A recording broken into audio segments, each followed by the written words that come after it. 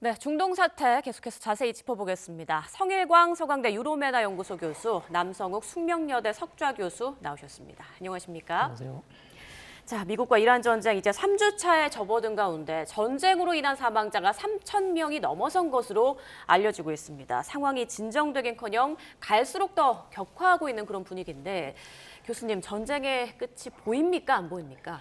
전쟁의 끝을 보고 싶습니다. 예. 빨리 보고 싶은데요. 지금 이스라엘 쪽에서 하는 얘기는 3주는 더 해야 된다. 3주요? 예, 뭐 트럼프 대통령과 아마도 암묵적인 교감이 있었을 것으로 보이는데요. 다만 이 3주 안에 어떤 이란과의 어떤 휴전을 할 수 있는 돌파구가 생긴다면 예. 전쟁이 종결될 수 있겠지만 3주 안에 아주 좋은 돌파구가 생기지 않는다면 결국 전쟁은 4월 초 혹은 중순까지 갈 수 있는 그런 상황이라고 말씀드릴 수 있겠습니다. 4월 초중순까지도 네. 갈 수 있다. 그런데 오늘 이란 외무장관이 휴전이나 협상 요청을 한 적이 없고 미국이 불법 전쟁이란 걸 깨달을 때까지 대응을 계속하겠다. 뭔가 장기전도 불사하겠다는 각오를 밝혔습니다. 네, 전쟁은 시작하기는 쉬워도 끝나기는 어렵다는 겁니다. 러시아가 우크라이나를 침공했는데 벌써 5년째를 맞고 있죠. 뭐 휴전한다는 뉴스가 나왔는데 이제는 사람들이 믿지를 않습니다. 예. 트럼프 대통령이나 이란 외무부 장관이나 다 먼저 손 내미는 모습을 보이는 것이 지는 것이라는 생각을 하고 있습니다. 그렇기 때문에 절대 자신들은 휴전을 원치 않는다라는 표현을 쓰고 있죠. 예. 일단 하나의 분수령은 이번 3월 30일 날 트럼프 대통령이 베이징을 방문해서 미중 정상회담을 합니다. 예. 4월 2일까지 일정이 돼 있는데요. 여기서 중국의 어떤 중재라든가 이런 큰 가닥을 잡을 것으로 봅니다.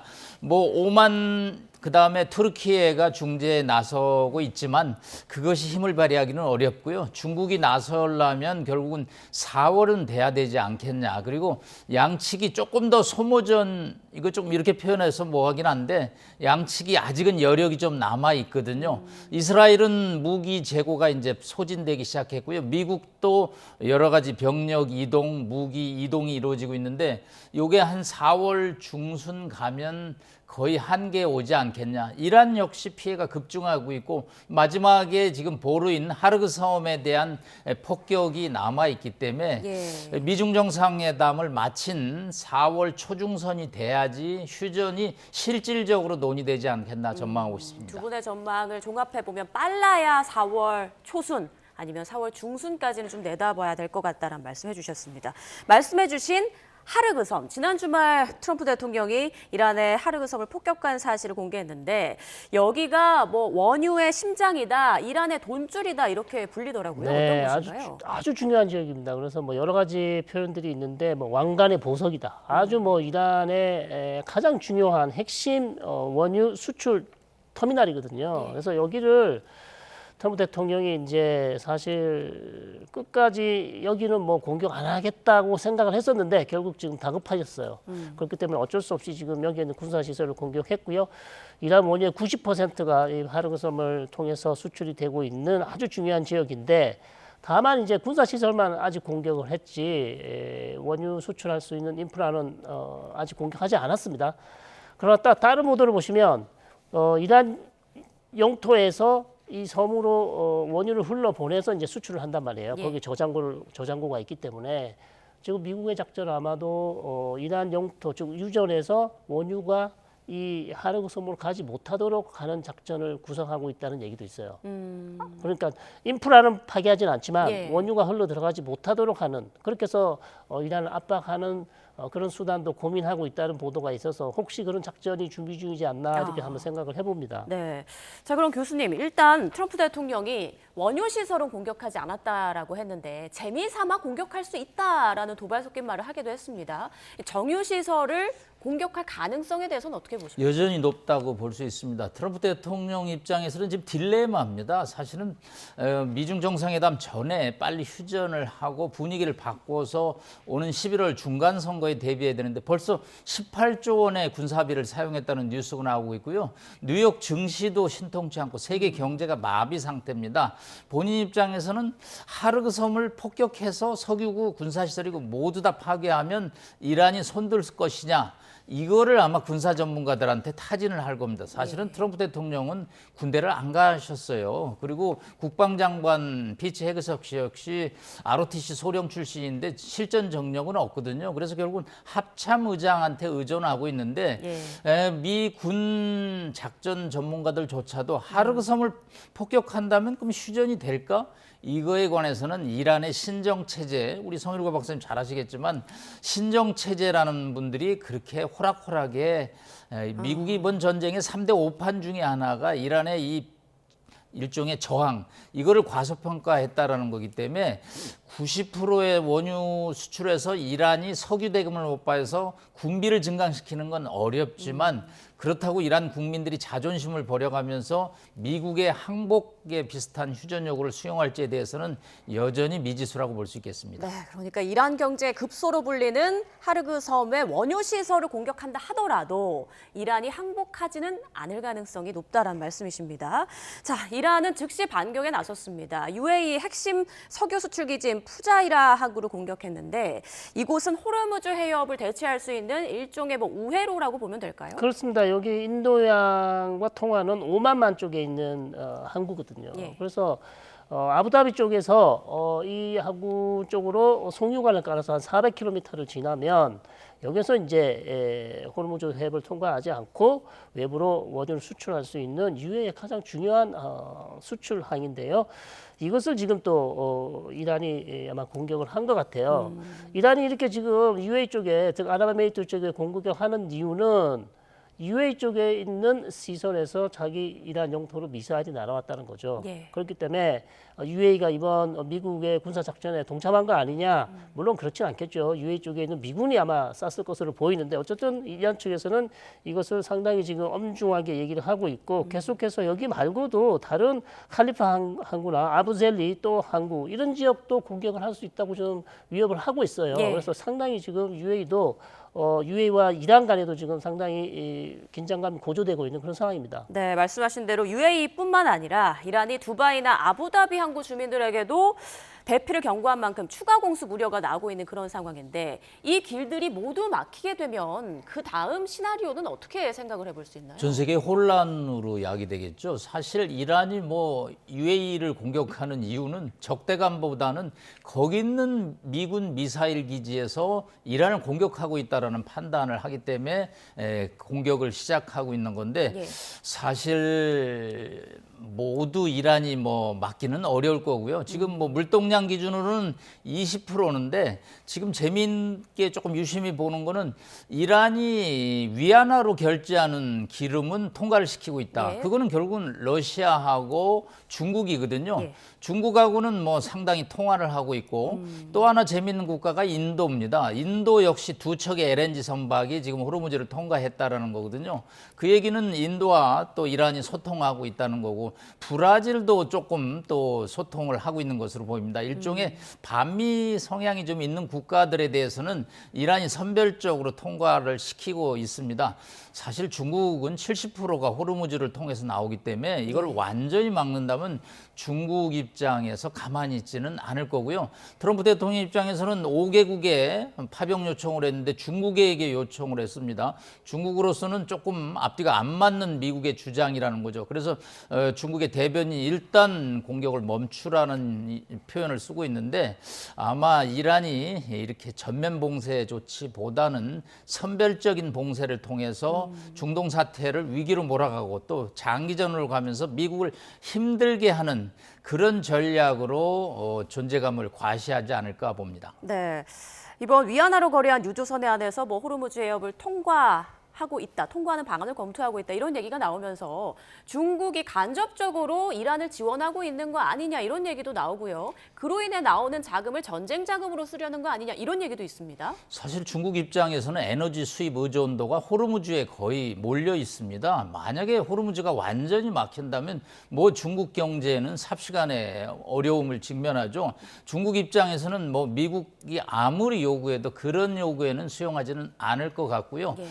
결국은 뭐 이란과 일종의 거래를 충분히 하고 있기 때문에 베이징 상하이로 가는 원유는 뭐 저는 통과가 계속 이루어질 것으로 보고요. 인도 역시 또 호르무즈의 에너지 의존도가 매우 높습니다. 그렇기 때문에 인도를 막지는 못할 것이고요.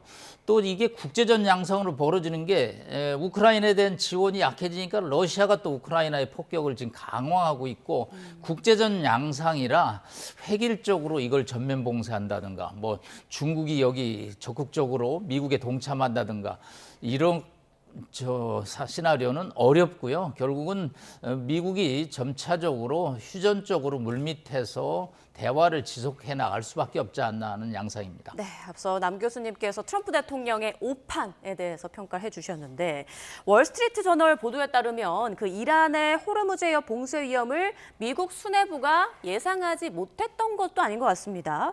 이미 구체적인 분석과 경고가 있었음에도 이란이 먼저 굴복할 것이다라고 생각하고 트럼프 대통령이 전쟁을 시작했다라는 얘기가 나오는 건데 네. 결론적으로 트럼프 대통령이 이란을 너무 쉽게 봤다. 그렇죠. 이렇게 얘기할 수 있을까요? 그렇습니다. 우리 남 교수님이 계속 말씀해 주셨지만 3대 오판 중에 이것도 아마 들어가지 않을까 싶은데요.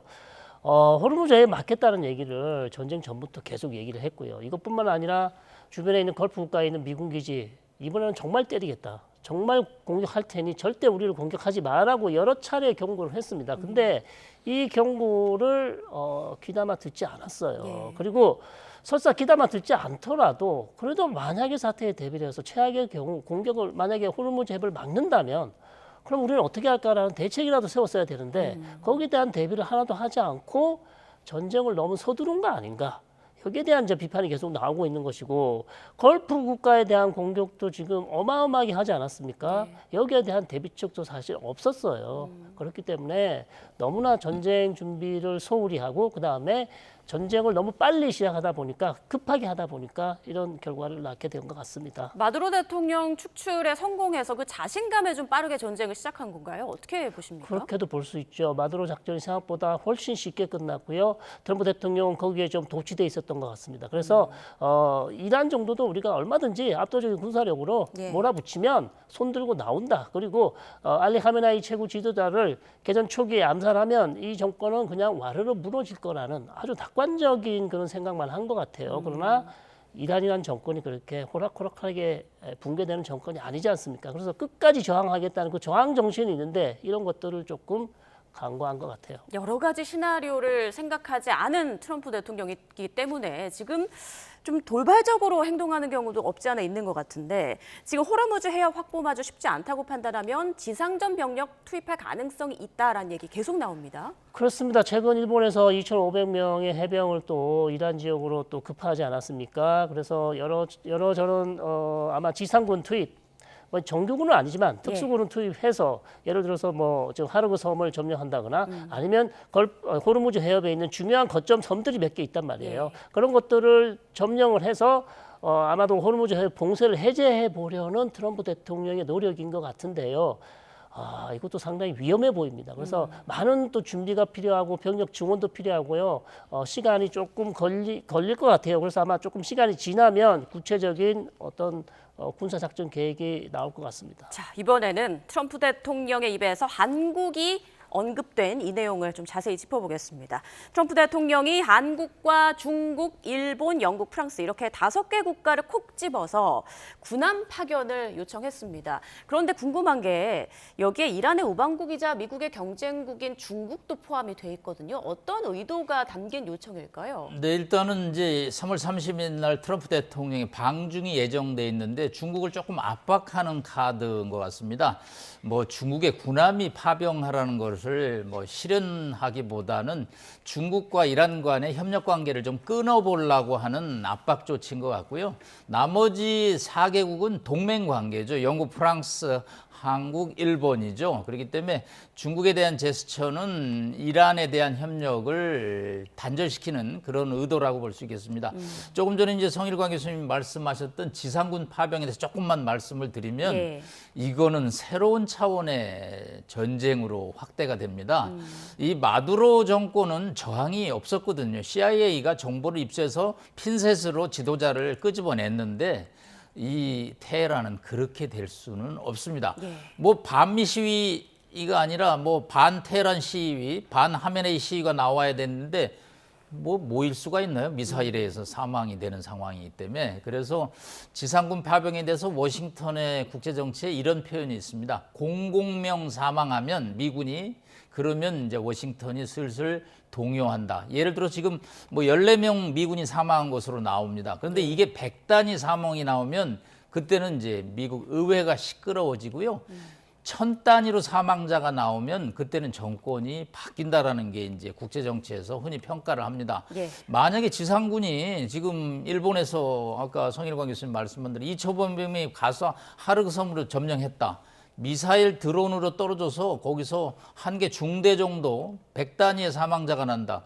트럼프 대통령 정치적 앞길을 예단할 수 없습니다. 이거는 압박용이지 예. 지상전을 쉽게 말할 수는 없습니다.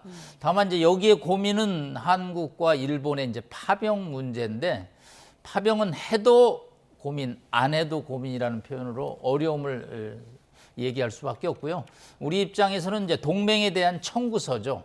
청구서를 거부할 수는 없죠. 그렇다고 청구서대로 다 움직이면 또 우리의 어려움이 가중되기 때문에 그렇죠. 딜레마 중에 딜레마라고 볼 수 있겠습니다. 네, 위험한 작전이라 받아들이기도 쉽지 않고 또 단칼에 거절할 수도 없는 그런 어려운 상황인 건데 트럼프 대통령은 호르무즈 해협을 통해서 석유를 받는 국가들은 그 해협을 관리해야 한다라고 하면서 사실상 원유길이 끊겨서 힘든 국가가 좀 아쉬운 국가가 나서야 하는 거 아니냐 이렇게 말을 한 것 같아요. 네, 그렇습니다. 사실 뭐 아쉽기로 한다면 우리 아시아 국가 중에서 일본과 한국이 제일 지금 아쉽죠. 물론 중국도 아쉽긴 하지만 그래서 저는 이제 트럼프 대통령이 어려운 상황에서 동맹국의 도움을 요청하고 있기 때문에 사실상 저희가 고민이 깊어질 수밖에 없는 것이고요.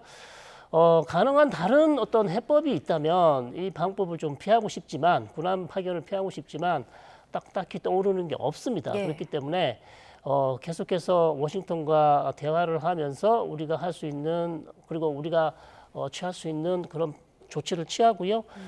조금 시간을 늦출 수 있으면 우리도 시간을 좀 늦춰서 최대한 준비를 잘해서 대응을 할 수 있도록 그렇게 됐으면 좋겠습니다. 일단은 답이 안 보이니까 네. 좀 시간을 늦춰서 좀 충분히 검토를 해봐야 될 것 같다. 신중해야 한다라는 말씀입니다.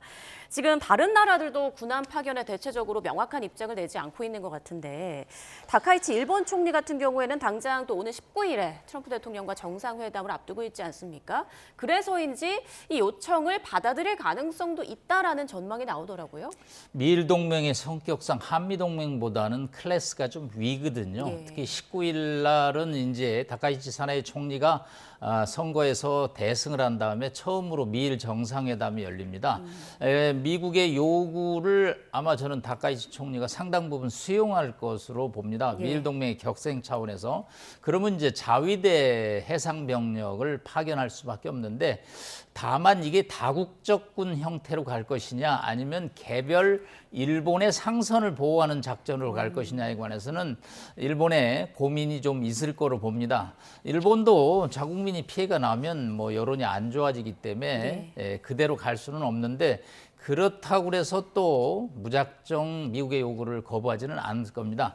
자위대 해상병력은 상당히 뛰어납니다. 그래서 지금 미국이 대형 군함 위주로 호르무즈에 작전을 하기 때문에 기뢰나 작은 소형함 중심인 이란한테 어려움을 겪고 있거든요. 그 이란의 소해함들을 제거하는 데는 일본의 자위대 해상자위대가 상당히 역할을 하기 때문에 저는 4월 중에는 일본 자위대 해상병력이 이동을 합니다. 네. 자, 여기에 이제 우리의 고민이 깊어지는데 청해부대 아덴만 여명 작전에 지금 47진 6개월에 한 번씩 교대 병력이 들어가는데 지금 이제 오만 항구 옆에서 지금 해상 작전을 수행하고 있는데 저희로서는 이제 이거를 호르무즈 해협으로 좀 더 근접시킬 때 국회 동의를 받아야 되냐는 고민에 빠지는 거죠. 제가 2006년에 이라크 아르빌 파병 당시에 이제 현지를 가봤는데 중동도 위험한 지역이 있고 덜 위험한 지역이 분명히 나눠지더라고요. 그 당시에 아르빌은 바그다드에서 600km 떨어졌는데 상당히 안전한 지역이었습니다. 그래서 저희로서는 뭐 피해를 입지 않고 작전이 무사히 끝났는데 반대로 또 여러 가지 작전이 끝난 뒤에 원유 확보에서는 조금 우선순위가 밀리는 그런 또 양면이 있었습니다. 우리로서는 다국적군 포함에는 좀 고민이 깊습니다. 예. 우리 상선보라는 차원에서 우리 지금 배가 26척이 갇혀 있거든요. 그거를 우리가 이제 끌고 나오는 우리 청해부대가 한다는 건 좋은데 예. 저희가 4,700톤급 구축함이거든요. 그런데 이거 길에 또 상당히 어려움을 겪고 있기 때문에 어떻게 작전을 할 것이 미국이 이 동맹국들을 끄집어내는 것은 위험한 쪽으로 또 앞에 서라는 또 그런 메시지도 있거든요. 네. 그렇기 때문에 저희가 모양은 갖추되 덜 위험한 작전으로 가는 뭐 군사하는 분들이 전문으로 따지기 때문에 일단은 상선 보호 목적을 하고 이란하고도 소통을 해서 우리는 우리 상선 보호를 위해서 청해부대가 움직일 거라는 것을 사전에 이야기를 하고 미국과는 우리는 기뢰 문제에 관해서 국민들이 굉장히 심각한 반응을 보이기 때문에 그런 위험한 작전에 관해서는 좀 소극적인 입장을 가고 그래서 뭐 동맹의 요구도 충족시키고 또 그러면서 우리 장병들의 안전도 확보하는 무슨 솔로몬의 지혜가 있겠느냐에 관해서는 상당히 어려운 문제라고 볼 수 있겠습니다. 네, 정말 들으면 들을수록 어려운 문제인 것 같습니다.